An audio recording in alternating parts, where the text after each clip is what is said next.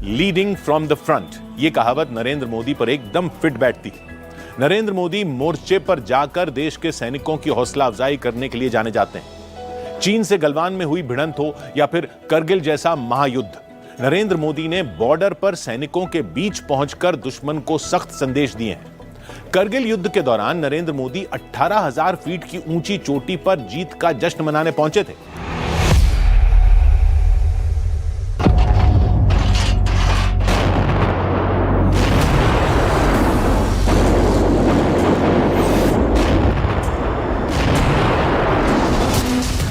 आठ मई 1999, कारगिल, जम्मू कश्मीर। पाकिस्तानी सेना ने कारगिल में घुसपैठ कर कई चौकियां बना ली थी, जिनमें कुछ के नाम ऐसे रखे गए थे: आजम, तारिक और तशफीन।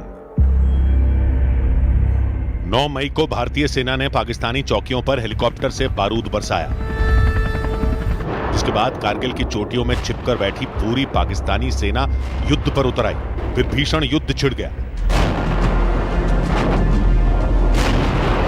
भारत ने एक एक कर सभी चोटियों से पाकिस्तानी सेना को खदेड़ा। जून महीना आते आते पाकिस्तानी सेना पस्त पड़ने लगी, लेकिन ऊंचे पहाड़ों पर बैठी दुश्मन सेना का फेंका पत्थर भी बारूदी गोले जैसा असर कर रहा था। करगिल की सबसे अहम चोटी टाइगर हिल पर जीत के बिना युद्ध का अंत होना मुमकिन नहीं था। 3 जुलाई 1999 की तारीख को भारतीय सेना ने टाइगर हिल पर तिरंगा फहराने का मिशन शुरू किया। ये इंसानी इतिहास के सबसे साहसिक मिशनों में एक था। पूरी रात चले युद्ध के बाद 4 जुलाई 1999 की सुबह टाइगर हिल पर भारत के शूरवीरों ने शान से तिरंगा लहरा दिया। इस जीत का जश्न मनाने नरेंद्र मोदी जवानों के बीच पहुंचे थे, जहां बोफोर्स के गोले फट रहे थे, जहां जंगी जेटों से मिसाइलें बरस रही थी। उस युद्ध क्षेत्र में नरेंद्र मोदी की मौजूदगी के मायने क्या थे, इसे प्रेम कुमार धूमल से सुनिए।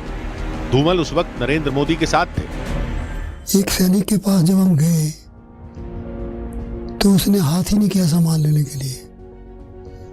हमने उसके सिरहाने के पास सामान रख दिया, ये सोच कर कि शायद नाराज होगा या दर्द होगी या लड़ाई से निराश होगा। हमें सोच कर चल ही रहे थे, तभी एक डॉक्टर दौड़े आए कि सर, इस जवान के दोनों हाथ और दोनों पैर माइन ब्लास्ट में उड़ गए हैं। हम फिर वापस गए।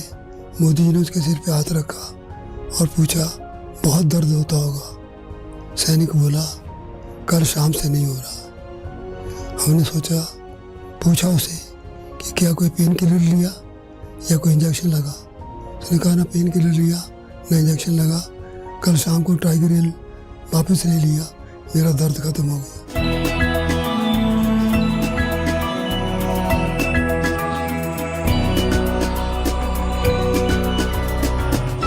करगिल युद्ध के दौरान नरेंद्र मोदी ने करगिल, उधमपुर और श्रीनगर में जवानों से मुलाकात की थी। देश के बहादुर सैनिकों के लिए एकजुटता दिखाने के मौके पर उन्होंने दुश्मन की गोलियों की बौछार को अनदेखा कर दिया था।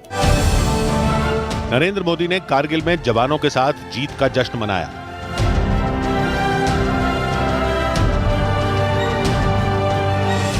सैनिकों की हौसला अफजाई के बाद उन्होंने पवित्र अमरनाथ गुफा के दर्शन किए थे।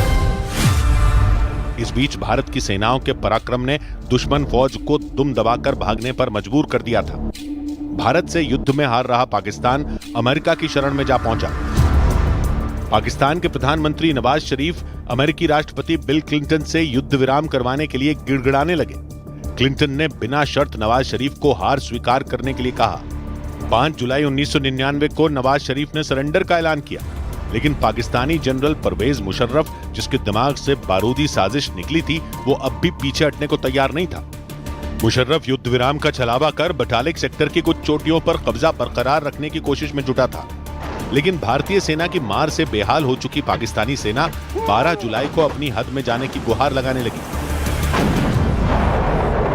पाकिस्तान को करगिल में सबसे शर्मनाक हार मिली, जिसका ठीकरा परवेज मुशर्रफ ने नवाज शरीफ के माथे पर फोड़ दिया।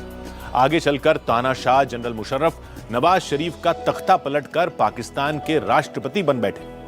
करगिल की साजिश रचने वालों का अंजाम पूरी दुनिया ने देखा। कारगिल में एक तरफ पाकिस्तानी जनरलों की कायर कहानियां थी, तो दूसरी तरफ भारत में बिना किसी पद पर रहने वाले साहसी नेताओं की वीर गाथा थी। 26 जुलाई 1999 को आधिकारिक तौर पर करगिल युद्ध का अंत हो गया। 25 बरस बाद भी नरेंद्र मोदी करगिल विजय दिवस की वर्षगांठ पर करगिल जाना नहीं भूले थे।